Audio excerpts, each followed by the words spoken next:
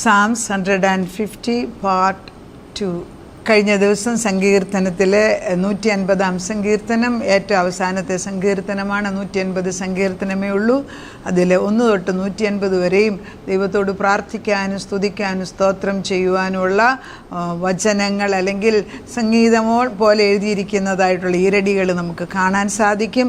150-ാം സങ്കീർത്തനത്തിൽ ഇങ്ങനെയാണ് പറഞ്ഞത്: യഹോവയെ സ്തുതിപ്പിൻ, യഹോവയെ സ്തുതിപ്പിൻ, യഹോവയെ അവൻ്റെ വിശുദ്ധ മന്ദിരത്തിൽ ദൈവത്തെ സ്തുതിപ്പിൻ. നമ്മൾ വിശുദ്ധ മന്ദിരം എന്ന് പറയുന്നത് പഴയ നിയമത്തിൽ സമാഗമന കൂടാരമുണ്ടാക്കിയപ്പോൾ കല്ലുകൊണ്ടും മണ്ണുകൊണ്ടും തഹശ് തോലുകൊണ്ടും ഒക്കെ ഉണ്ടാക്കി വെച്ചിരുന്നു. പലതരത്തിലുള്ള കളേർഡായിട്ടുള്ള നൂലുകൾ ദൈവം തമ്പുരാൻ തന്നെ ആളുകളെ കൊണ്ട് നെയ്തെടുത്ത് നെയ്ത്ത് ശാലയിൽ ഉണ്ടാക്കുന്നത് പോലെ സ്ത്രീകൾ ഉണ്ടാക്കിയിട്ട് മനോഹരമായിട്ടാണ് സമാഗമന കൂടാരം ഉണ്ടായിരിക്കുന്നത്. ചില മെയിൻ ചർച്ചുകളിൽ ചെന്ന് നോക്കിയാൽ അവരുടെ അകമെല്ലാം പഴയ നിയമത്തിൽ സമാഗമന കൂടാരത്തിൽ ഉപയോഗിച്ചതുപോലെ മനോഹരമായിട്ട് തന്നെ ചെയ്തു വെച്ചിരിക്കുന്നത് നമുക്ക് കാണാം. അതൊരു ഭംഗിയാണ്, സ്വർഗത്തിൻ്റെ മനോഹരത്വം, ഈ beauty of the living God. അത് ദൈവത്തിൻ്റെ ഒരു സൗന്ദര്യം, അത് അതിൻ്റെ വിശുദ്ധിയിലും അത് ദൈവം തന്നിരിക്കുന്ന മനോഹരമായിട്ട് ഉപയോഗിക്കുന്ന ദൈവത്തിൻ്റെ സന്തോഷമാണ്. അത് നമ്മൾ മനസ്സിലാക്കിയാൽ നമ്മൾ ആരാധനയ്ക്ക് പോകുന്ന സ്ഥലങ്ങൾ അതിമനോഹരമായിട്ട് കീപ്പപ്പ് ചെയ്യാൻ ദൈവം ആഗ്രഹിക്കുന്നുണ്ട്. കർത്താവ് അതുപോലെ തന്നെ പറയുന്നത്, ദൈവത്തെ അവൻ്റെ വിശുദ്ധ മന്ദിരത്തിൽ സ്തുതിക്കാൻ പറയുമ്പം ഞാൻ ദൈവത്തിന് മന്ദിരമായി തീരുന്നു എന്ന് വ്യക്തമായിട്ടും 1 കൊരിന്ത്യർ 3:16-17, 1 കൊരിന്ത്യർ 6:19 വാക്യങ്ങൾ വ്യക്തമായിട്ടും പറയുന്നുണ്ട്. ആത്മാ പറയുന്നു അത് വായിക്കാൻ, അതുകൊണ്ട് ഞാനത് വായിക്കുകയാണ്. 1 കൊരിന്ത്യർ 3:16-17 എപ്പോഴും ഞാൻ പറയുന്നതാണ്. എൻ്റെ വചനം കേൾക്കുന്നവർക്ക് അതിശയമായ വിധത്തിൽ ദൈവത്തിൻ്റെ ആത്മാവ് ഇത് തറച്ച് ഹൃദയത്തിൽ എഴുതി തരുന്നുണ്ട്. അതാരും മറക്കാതിരുന്നാൽ കൊള്ളാം. പല പ്രാവശ്യം ഞാൻ പറയുന്ന ഈ പ്രാർത്ഥനയ്ക്കും ഒക്കെ പോകുമ്പോൾ ഞാൻ എല്ലാവരോടും പറയും, ഞാൻ പ്രാർത്ഥിക്കുമ്പോൾ വചനം കാണാതെ പഠിക്കണം. അതിൻ്റെ പ്രാധാന്യം വളരെ വളരെ ഇമ്പോർട്ടൻ്റ് ആണ്. ഞാനത് എങ്ങനെ പറഞ്ഞു പിടിപ്പിക്കുമെങ്കിലും ഞാൻ കുറച്ച് അതിനെക്കുറിച്ച് ഇന്ന് കുറച്ച് കഴിയുമ്പോൾ സംസാരിക്കും. അപ്പോൾ 1 കൊരിന്ത്യർ 3:16 നിങ്ങൾ ദൈവത്തിൻ്റെ മന്ദിരം കണ്ടോ, എവിടെ സ്തുതിക്കണം? ദൈവത്തെ അവൻ്റെ വിശുദ്ധ മന്ദിരത്തിൽ സ്തുതിക്കീനെന്നാണ് പറഞ്ഞത്. അപ്പം നിങ്ങൾ ദൈവത്തിൻ്റെ മന്ദിരമെന്നും ദൈവത്തിൻ്റെ ആത്മാവ് നിങ്ങളിൽ വസിക്കുന്നുവെന്നും അറിയുന്നില്ല. ദൈവത്തിൻ്റെ മന്ദിരം നശിപ്പിക്കുന്നതിനെ ദൈവം നശിപ്പിക്കും. ദൈവത്തിൻ്റെ മന്ദിരം വിശുദ്ധമല്ലോ, നിങ്ങളും അങ്ങനെ തന്നെ.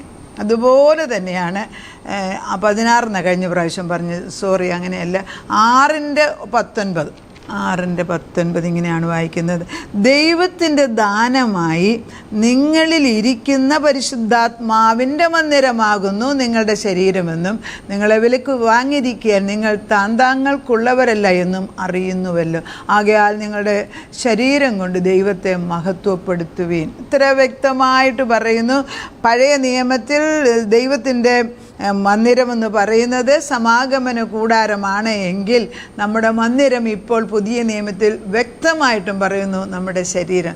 അതിനെ വിശുദ്ധിയോടും ദൈവത്തിൻ്റെ മനോഹരത്വത്തോടും കൂടെ സൂക്ഷിക്കുന്നത് ദൈവത്തിനെ മഹത്വപ്പെടുത്തുകയാണെന്ന് മനസ്സിലാക്കിയാൽ ദൈവം നമ്മളിൽ പ്രീതിപ്പെടും. ഞാൻ കഴിഞ്ഞ 2 മാസമായിട്ട് അമേരിക്കയിലായിരുന്നു. അമേരിക്കയിൽ നിന്ന് തിരിച്ചു വന്നു കഴിഞ്ഞിട്ട് പിന്നെ എടുക്കുന്ന റെക്കോർഡിങ്ങാണിത്.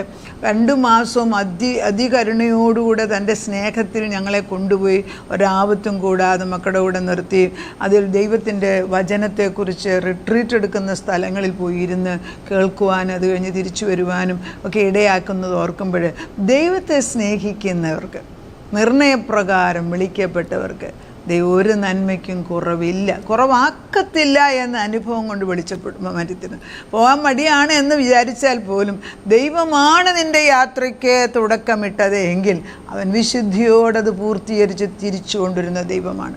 ഏതൊരു വ്യക്തിയും ക്രിസ്തുവിൽ പൂർണ്ണമായിട്ടും ആശ്രയിക്കുന്ന പല മക്കളും തന്നെ അവരുടെ വിഷമ സമയത്തിൽ 10, 30, 50 ആ വയസ്സിലുള്ളവർക്ക് കൂടുതൽ ഭാരങ്ങളുണ്ട്. കാരണം ഭർത്താവിനെ, ഭാര്യമാരുടെ, മക്കളുടെ പ്രശ്നം, പണത്തിൻ്റെ, അങ്ങനെയുള്ളവർ വിളിക്കുമ്പോഴൊക്കെ ഞാൻ പറയുന്നത്, ദൈവത്തെ വിളിക്കുന്നവർക്ക് ഒരു നന്മയ്ക്കും ദൈവം കുറവ് വരത്തില്ല. അത് അനുഭവിച്ചറിയുന്നവർ അതിശക്തമായിട്ട് വിളിച്ചു പറയുമ്പം നിങ്ങൾക്ക് ആ ഫെയ്ത്ത് ഒന്ന് ഗ്രൗണ്ടഡ് ആൻഡ് റൂട്ടഡ്, അതായത് ദൈവത്തിൻ്റെ നീതിവൃക്ഷം ആറ്റരികത്ത് നട്ടിരിക്കുന്നത് പോലെ നട്ടുവെച്ചെങ്കിലേ ഫലം വായിക്കത്തുള്ളൂ. വചനം പറഞ്ഞിട്ട് ഞാനങ്ങ് പോകും. പക്ഷെ ഈ വചനമെടുത്ത് നിങ്ങൾ കാണാതെ പഠിച്ച് ഇത് ജീവവൃക്ഷമാക്കേണ്ട ചുമതല നിങ്ങളുടേതാണ്. കഴിഞ്ഞ ദിവസം ദൈവം ഒരു വാഗ്ദത്തം തന്നു എങ്കിൽ വേറൊരു പുതിയ വാഗ്ദത്തത്തിന് വേണ്ടി നോക്കി നിൽക്കാതെ ആ വാഗ്ദത്തം പ്രാപിച്ചെടുക്കാൻ തക്കവണ്ണം ബലപ്പെടും. നമുക്ക് രണ്ടാമത്തെ വാക്യത്തിൽ അതുകൊണ്ട് ഇങ്ങനെയാണ് പറയുന്നത്, ദൈവത്തെ അവൻ്റെ ബലമുള്ള ആകാശവിധാനത്തിൽ അവനെ സ്തുതിപ്പിൻ. അതിനെ ബലമുള്ള ആകാശവിധാനത്തിൽ അവനെ സ്തുതിപ്പിൻ എന്ന് പറയുന്നത്, ഈ ആകാശവിധാനം എന്ന് നമ്മൾ പറയുമ്പം ശരിയാണ്, രണ്ടാം സ്വർഗം ആകാശവിധാനമാണ്. അവിടെയാണ് അന്ധകാര ശക്തിയും ദൈവത്തിൻ്റെ ദൂതന്മാരും തമ്മിൽ യുദ്ധം ചെയ്യുന്നത്. ഒന്നാം സ്വർഗം ഇതാണ്, നമ്മൾ ഈ വസിക്കുന്നിടമാണ്. മൂന്നാം സ്വർഗം പിതാവാം ദൈവം ഇരിക്കുന്നത്. അപ്പോൾ ഈ ആകാശമണ്ഡലം എന്ന് പറയുമ്പോൾ ഈ രണ്ടാം സ്വർഗത്തിൽ നിൽക്കരുത്. അവർ ഇൻസൈറ്റ്, അതായത് എൻ്റെ ഈ ആന്തരിക കണ്ണ് സ്വർഗമണ്ഡലത്തിൽ ചെന്നിരിക്കണം. അപ്പോഴാണ് യെശയ്യായുടെ 6-ാം അധ്യായത്തിൽ എഴുതിയിരിക്കുന്ന പോലെ അത് ദൈവം പറയുന്നത്, പിന്നെ ഒസിയാ രാജാവ് മരിച്ച നാളിൽ സ്വർഗം തുറന്നിരിക്കുന്നതായിട്ട് യെശയ്യാ പ്രവാചകൻ കാണുകയാണ്. പിതാവാം ദൈവം കർത്താവ് അതിന്മേൽ സിംഹാസനത്തിൽ ഇരിക്കുന്നു. ഒരാൾ ഇരിക്കുന്നതിൻ്റെ അർത്ഥം എന്തുവാ? ജോലി പൂർത്തിയാക്കിയിട്ടല്ലേ ഇരിക്കുന്നത്. ആ ദൈവത്തിൻ്റെ അടുക്കിലോട്ട് കടന്നു വരാൻ ദൈവം നോക്കിയിരിക്കുകയാണ്. നമ്മൾ എന്തുകൊണ്ട് കടന്നു ചെല്ലുന്നില്ല? ഏത് ഭാരമാകട്ടെ, ഏത് പ്രശ്നമാകട്ടെ, ഏത് പാപമാകട്ടെ, കർത്താവിൻ്റെ അടുത്തിലേക്ക് കടന്നെല്ലാം ദൈവം വിളിച്ചു മാറ്റിയിരിക്കുകയാണ്. അപ്പം കർത്താവ് പറയുന്നത് അവൻ്റെ ബലമുള്ള ആകാശവിധാനം. ഈ ബലമുള്ള ആകാശവിധാനം എന്ന് പറയുമ്പോൾ രണ്ടാം സ്വർഗം തന്നെയല്ല, മൂന്നാം സ്വർഗം. സ്വർഗമണ്ഡലത്തിൽ ഈ വെളിപ്പാടിൻ്റെ 4 പറയുന്നുണ്ട്, കടന്നു വരുവീൻ, സ്വർഗം തുറന്നിരിക്കുന്നു. സ്വർഗം തുറന്നിരിക്കുന്നു. വചനമാകുന്ന താക്കോലുകൊണ്ട്, അല്ലെങ്കിൽ വചനത്തിൻ്റെ വാതിലിതാ തുറന്നു തന്നിരിക്കുന്നു. വചനം മനസ്സിലാക്കാതെ എങ്ങനെ വചനം ഉപയോഗിക്കുന്നത്? അപ്പം ദൈവം പറയുന്നത് എൻ്റെ ബലമുള്ള ആകാശമണ്ഡലം, എൻ്റെ ബലമുള്ള ആകാശവിധാനത്തിൽ. ഇപ്പം സങ്കീർത്തനം 19 അതുപോലെ 29 ഒക്കെ ദൈവത്തിൻ്റെ 8 ഒക്കെ ദൈവത്തിൻ്റെ ആകാശവിധാനത്തിൻ്റെ മഹത്വവും ദൈവം നമുക്ക് തന്നിരിക്കുന്ന മഹത്വവും വിശുദ്ധമായിട്ട് എഴുതിയിട്ടുണ്ട്. നമ്മൾ ദൈവത്തെ അവൻ്റെ മഹത്വത്തിനനുസരിച്ച് ബലമുള്ള ആകാശവിധാനത്തിൽ അവനെ സ്തുതിക്കാൻ തക്കമാണ്. അവൻ ദൈവത്തിന് പലപ്പോഴും മറ്റുള്ളവരുടെ പ്രശ്നങ്ങൾക്ക് വേണ്ടി, വിഷമങ്ങൾക്ക് വേണ്ടി പ്രാർത്ഥിക്കും. നമ്മൾ നല്ല തീക്ഷ്ണമായിട്ട് അങ്ങോട്ട് പ്രാർത്ഥിച്ചു കൊടുക്കും. കാരണം അപ്പോൾ ഈ വചനം ഇമോഷനകത്ത് കിടന്ന് കലങ്ങുന്നില്ല. അപ്പം നമ്മൾ വചനമായിട്ടെടുത്ത് വാളെടുത്ത്, ഇരുവാൾ വലയുടെ വാളെടുത്ത് വെട്ടി പ്രാർത്ഥിക്കാൻ പഠിക്കും. അവനവന് വരുമ്പോൾ എൻ്റെ പൊന്നെ ഈ വചനവും മറന്നുപോകും, വിശ്വാസവും മറന്നുപോകും, ദൈവത്തിൻ്റെ ബലവും മറന്നുപോകും. കാരണം നമ്മുടെ ഇമോഷൻസ് അല്ലെങ്കിൽ വികാരം വചനത്തിനുപരിയായിട്ട് നമ്മുടെ ബ്രെയിനകത്ത് ചിന്താമണ്ഡലത്തിൽ കുഴപ്പം വരുന്നു. അതുകൊണ്ടാണ് ദിനം പ്രതി പലപ്പോഴും കർത്താവിനോട് പറയുന്നത്, ഇന്നൊന്നേ ഒരു ദിവസം ഉണ്ടെങ്കിൽ ഇന്നലെ നീ പ്രാർത്ഥിച്ചു എന്നും പറഞ്ഞ് മടങ്ങിയിരിക്കരുത് എന്ന്. അത് തന്നെ ഈ കഴിഞ്ഞ ദിവസങ്ങളിൽ ദൈവം പഠിപ്പിച്ചതാണ്. അത് കഴിഞ്ഞ ദിവസം പ്രാർത്ഥിച്ചതല്ലേ, ഇനിയിപ്പം ഞാൻ അത് വെച്ച് പ്രാർത്ഥിക്കാൻ പോകുന്നു. അപ്പം എല്ലാം പ്രാർത്ഥിക്കാനല്ല ദൈവം പറയുന്നത്. പരിശുദ്ധാത്മ ചില പ്രാർത്ഥനകൾ കണ്ടിന്യൂസ് ആയിട്ട് പ്രാർത്ഥിക്കാൻ ചിലത് അനുവദിക്കും. ചിലത് പറയാം അവിടെ നിൽക്കേ, കുറച്ച് കഴിയട്ടെ എന്ന് പറയും. I have taken care. അപ്പം ദൈവം സംസാരിക്കുന്നുണ്ട്. സ്തുതിപ്പോടുകൂടി കടന്നു വരിക, അവൻ്റെ ബലമുള്ള ആകാശവിധാനത്തിൽ അവനെ സ്തുതിക്കുക. എന്തുകൊണ്ട് സ്തുതിക്കാൻ മടി വരുന്നു നമുക്ക്? അതിനെക്കുറിച്ച് ആരും പറയുന്നില്ല. അപ്പം നമ്മൾ ഒരു യൂട്യൂബോ ഫേസ്ബുക്കോ അല്ലെങ്കിൽ ഏതെങ്കിലും മീഡിയ ന്യൂസ് എന്ത് കേട്ടാലും ഭയപ്പെടുത്തുന്നതായ ന്യൂസ് കേൾക്കാനാണ് മനുഷ്യൻ. അതോ അതിനായിരിക്കണം, അതും ഈ വികാരത്തിൽ തൊടുന്നതാണ്. അങ്ങനെയുള്ള ന്യൂസ് കേട്ട് കഴിഞ്ഞാൽ എവിടെ ആത്മാവ് പൊങ്ങി വരുന്നത്? അതുകൊണ്ട് വിശ്വാസികളാകുന്ന നമ്മൾ ദൈവവചനത്തിൽ ആത്മാവ് പറയുന്ന വ്യത്യാസമുണ്ട്. ഈ തിയോളജി പഠിച്ചു ആത്മാവായി കഴിഞ്ഞാൽ പ്രശ്നമില്ല, അല്ലാതെ വെറുതെ നോളജ് കൊണ്ട് പഫപ്പ് ചെയ്യത്തേ ഉള്ളൂ. പക്ഷെ പരിശുദ്ധാത്മാവ് ജീവിത അനുഭവത്തിൽ കൂടെ പോയിട്ട് അതിനെ ഉരുക്കി തെളിച്ചെടുത്ത് പറയുന്ന നാവാണ് ഓടക്കുഴലായിട്ട് ദൈവം ഉപയോഗിക്കുന്നത് എങ്കിൽ ആ ദാവീദ് രാജാവ് കിന്നരമെടുത്ത് ചൊല്ലിയപ്പോൾ പിശാച് ഇറങ്ങി ഓടിയതുപോലെ, ശൗലിൽ ഇറങ്ങി ഓടിയതുപോലെ നമ്മൾ പറയുമ്പോഴും ആത്മാവിൻ്റെ പ്രവർത്തനം നടക്കും. എവിടെ നമ്മുടെ കാല് ചവിട്ടുന്നോ, എവിടെ നമ്മുടെ നിഴലടിക്കുന്നുവോ അവിടെ ദൈവത്തിൻ്റെ ശക്തമായ പ്രവർത്തനം ദൈവം ചെയ്തെടുക്കും. എപ്പോഴാണ്? സ്വർഗം കണ്ടവർക്ക്. അതിന് മരിച്ചിട്ട് പോയിട്ട് ഞാൻ സ്വർഗത്തിൽ പോകാന്ന് പറഞ്ഞിട്ട് അതെന്ത് ഗുണമാണ്? എന്നിട്ട് പിന്നെ മനുഷ്യർക്ക് ഇവിടെ ഉള്ളവർക്ക് തന്നെ പ്രയോജനം. സ്വർഗത്തിൽ ഇപ്പം തന്നെ ആത്മാവിൽ സ്വർഗം തുറന്നു വെച്ചിരിക്കുന്നു പറയുന്നു. എങ്ങനെ തുറന്നു? വചനമാകുന്ന വാതിൽ കൊണ്ട് ഞാൻ നിന്നെ തുറന്നിരിക്കുകയാണ്. വചനമാകുന്ന താക്കോലിട്ട് ഉപയോഗിച്ച് നിനക്ക് തുറന്നു തരികയാണ്. കടന്നു വാ. 150-ാം സങ്കീർത്തനം എടുത്തൊരു 5 പ്രാവശ്യം വായിക്കുക. 5 പ്രാവശ്യം വായിച്ചു കഴിയുമ്പോൾ പരിശുദ്ധാത്മാവ് നമ്മളോട് പറയും എന്താ അതിനെക്കുറിച്ച് ചെയ്യേണ്ടിയെന്ന്. അപ്പം നമ്മൾ കർത്താവ് നമ്മളോട് പറയുന്നത് ഈ വേദപുസ്തക അടിസ്ഥാനത്തിൽ സങ്കീർത്തനങ്ങൾ സങ്കീർത്തനങ്ങളെക്കുറിച്ചാണ് ഈ ദിവസങ്ങളിലെല്ലാം പഠിപ്പിക്കുന്നത്. സങ്കീർത്തനങ്ങൾ എന്ന് പറയുന്നത് ഒരു പ്രാർത്ഥനയുടെ പുസ്തകമാണ്.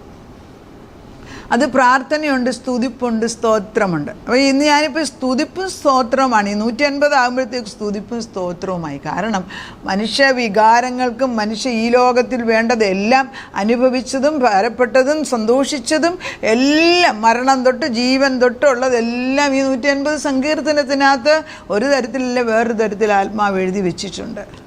അത് പാടി ദൈവത്തെ സ്തുതിക്കാൻ അറിയുന്നതാണ് ഏറ്റവും വലിയ ഭാഗ്യം. അതിലേക്ക് കടന്നു പോകാം. അതുകൊണ്ടാണ് കർത്താവ് പറയുന്നത്, സ്തുതിപ്പീൻ, എന്നെ സ്തുതിപ്പീൻ. അപ്പോൾ 7 ദിവസവും ഈ യഹൂദൻ്റെ ആലയത്തിൽ 7 ദിവസവും സങ്കീർത്തനങ്ങൾ വായിക്കും, നിർബന്ധമാണ്. ചില ചർച്ചുകളിൽ ഞാൻ കണ്ടിട്ടുണ്ട്, ചില ചർച്ചുകളിൽ ഞാൻ പോകുമ്പം കണ്ടിട്ടുണ്ട്. എന്ന് പറഞ്ഞാൽ പോയത് പരുമലപ്പള്ളിയല്ല, വേറൊരിടത്ത് ഒരു പള്ളിയിൽ ഒരു ബാപ്റ്റിസത്തിന് പോയപ്പോൾ അന്ന് അവിടെ കുർബാന ഉണ്ടായിരുന്നു. ഞാൻ കണ്ടത് എല്ലാം കഴിഞ്ഞ് കഴിയുമ്പോൾ ഒരു സങ്കീർത്തനം 23 എല്ലാവരെ കൊണ്ടും ചൊല്ലിപ്പിക്കും. എനിക്കതൊരു വളരെ അനുഗ്രഹമായിട്ട് തോന്നി. ഈ സത്യത്തിൽ ഇപ്പോഴത്തെ പുതിയ പിള്ളേരോട് ഈ സങ്കീർത്തനം 23 എന്താണെന്ന് വെച്ചാൽ നമ്മുടെ കുഞ്ഞുങ്ങൾക്കറിയാം, പുറത്തുള്ളവർക്ക് അറിയാമോ? കാരണം ഇതുപോലെ പഠിപ്പിക്കുന്നില്ല. ഉരുവിട്ട് പഠിപ്പിക്കുക. ദൈവത്തിൻ്റെ സങ്കീർത്തനങ്ങൾ ദൈവത്തോടുള്ള പ്രാർത്ഥനയാണ്. അത് ദൈവം നമുക്ക് തന്നിരിക്കുന്ന പുത്രൻ്റെ ദാവീദിൽ കൂടെ, പുത്രനിൽ കൂടെ ദൈവം നമുക്ക് എഴുതി തന്നിരിക്കുന്ന, ആത്മാവിൽ എഴുതി തന്നിരിക്കുന്ന ദൈവവചനങ്ങളാണ് എങ്കിൽ അതിന് തീയുടെ ബലമുണ്ട്, അതിന് ജീവനുണ്ട്. അത് പ്രവർത്തിച്ചിട്ട് ഫലം തരാതെ പോകത്തില്ല. 2-ാമത്തെ വാക്യം, അവൻ്റെ ബലമുള്ള ആകാശവിധാനത്തിൽ, സ്വർഗവിധാനത്തിൽ കയറി ചെന്ന് ദൈവം ചെയ്തിരിക്കുന്നത് കണ്ടിട്ട് അവിടെ കരച്ചിലും കണ്ണുനീരും ദുഃഖവും മരണമൊന്നും ഇല്ലെന്നേ. പിന്നെ നമ്മളെന്തിനാ ഇവിടെ കിടന്നുകൊണ്ട് ഇത്തിരി വിഷമിക്കുന്നു, ഇത്തിരി ഭാരം വരുമ്പം. ഇതൊരു ട്രാൻസിയൻ്റ്, അതായത് ഈ അല്പകാലത്തേക്ക് ഈ ഭൂമിയിൽ നമ്മൾ ജീവിക്കുന്നതിനെന്ന് ഉറപ്പ് വരുമ്പം ഏത് പ്രശ്നം വന്നാലും കർത്താവിൻ്റെ മുമ്പിൽ നിന്ന് ഒരു പരിഹാരം കിട്ടും, നമുക്ക് ഉറപ്പ് വരും. നമ്മുടെ ഉയരത്തിലുള്ളത് ചിന്തിക്കുവീൻ. നമുക്ക് പ്രാർത്ഥിക്കാം. നാഥ, സ്തോത്രത്തോടും സ്തുതിപ്പിനോടും കൂടെ കടന്നു വരാൻ വിളിക്കുമ്പം പലപ്പോഴും ഞങ്ങൾ വിചാരിക്കും എങ്ങനെയാണ് എപ്പോഴും സ്തുതിക്കുന്നതെന്ന്. സ്വർഗത്തിൽ എപ്പോഴും സ്തുതിക്കുക എന്ന് പറയും, എങ്ങനെ സാധിക്കുമെന്ന് ഞങ്ങൾക്ക് അറിയത്തില്ല. പക്ഷെ സ്വർഗത്തിൽ സ്തുതിക്കുമെന്ന് പറഞ്ഞാൽ അത് കറക്റ്റാണ്, അത് സത്യം തന്നെയാണ്. ഞങ്ങളത് വിശ്വസിക്കുന്നു. കാരണം അവിടെ ദുഃഖമില്ല, അവിടെ മരണമില്ല, അവിടെ പകയില്ല, അവിടെ അന്ധകാരശക്തിയുടെ യാതൊരു പ്രവർത്തനം ദൈവമക്കളെ തൊടുകയില്ല. അവിടെ ആത്മാക്കളുടെ ഒരു സന്തോഷമാണ്. അപ്പോൾ അവിടെ സന്തോഷമുണ്ടെങ്കിൽ ഞങ്ങളെ കർത്തൃപ്രാർത്ഥനയിൽ പഠിപ്പിച്ചിരിക്കുന്ന സ്വർഗത്തിലെ പോലെ ഭൂമിയിലാക്കണമേ. ഞങ്ങൾ താമസിക്കുന്നിടത്ത്, ഞങ്ങൾ ഈ വചനം അയക്കുന്നതിൻ്റെ പരിസരങ്ങളിൽ, ഞങ്ങളുടെ ഭവനങ്ങളിൽ, ഞങ്ങളുടെ ഹൃദയങ്ങളിൽ, മക്കളിലെ, മരുമക്കളിലെ, കൊച്ചുമക്കളിൽ, ഞങ്ങൾ പ്രാർത്ഥിക്കുന്ന പ്രാർത്ഥന കൂട്ടായ്മകൾ, ചർച്ചുകളിലെ, സഭായോഗം, എവിടെയെല്ലാം ഞങ്ങൾ ചെല്ലുന്നോ അവിടെയെല്ലാം ദൈവത്തിൻ്റെ പരിശുദ്ധാത്മാ പരിവർത്തനം ചെയ്യണമേ എന്ന് പ്രാർത്ഥിക്കുന്നു. താവേ, അബ്രഹാമിനോട് പറഞ്ഞതുപോലെ നെടുകയും കുറുകയും നടക്കുക, അവയെല്ലാം ആ സ്ഥലമെല്ലാം നിനക്കായിട്ട് തരുമെന്ന് വാഗ്ദത്തം ചെയ്തിരിക്കുന്ന ദൈവം ആത്മാവിൻ്റെ പ്രചോദനത്തോട് അവിടുന്ന് പറയുന്നതനുസരിച്ച് പ്രാപിച്ചെടുക്കാനുള്ള കൃപ തരണമെന്ന് പ്രാർത്ഥിക്കുന്നു. നാഥൻ പ്രാർത്ഥന കേട്ടിട്ട് ഉത്തരം തരുന്നതിന് നന്ദി. യേശു ക്രിസ്തുവിൻ്റെ പൊന്നുനാമത്തിൽ ഞങ്ങൾ അനുഗ്രഹിക്കുന്നു, ഞങ്ങളുടെ മക്കളെ അനുഗ്രഹിക്കുന്നു, അന്യോന്യം അനുഗ്രഹിക്കുന്നു, ചുറ്റുപാടുമുള്ളവരെ അനുഗ്രഹിക്കുന്നു. ശത്രുക്കൾ പോലും നമ്മുടെ മുൻപിൽ വരുമ്പം ഈ വലിയവനായ ദൈവത്തിൻ്റെ മുമ്പിൽ മുട്ടുകുത്തി നിൽക്കുന്നതിനാൽ ഞങ്ങൾ നിന്നെ സ്തുതിക്കുന്നു. ഒരുവൻ്റെ വഴി യഹോവയ്ക്ക് പ്രസാദമായാൽ ശത്രുവിനെ പോലും മിത്രമാക്കുന്ന ദൈവം ഇതാ കടന്നു വന്നിരിക്കുന്നു. ഇതാ രഥത്തിൻ്റെ എൻ്റെ നായകനായ ദൈവം ആ അഗ്നിരഥത്തിൽ മുൻപേ പോകുമ്പോൾ ഞാൻ എന്തിനാ ഭയപ്പെടുന്നത്? അതാ നിന്നിലേക്ക് ഞങ്ങൾ സൂക്ഷിച്ചു നോക്കി പ്രാർത്ഥിപ്പാൻ പഠിപ്പിച്ചാട്ട്. പ്രാർത്ഥനയുടെ ഉത്തരം തന്ന ദൈവത്തിന് നന്ദി. യേശു ക്രിസ്തുവിൻ്റെ പൊന്നുനാമത്തിൽ തന്നെ. ആമേൻ.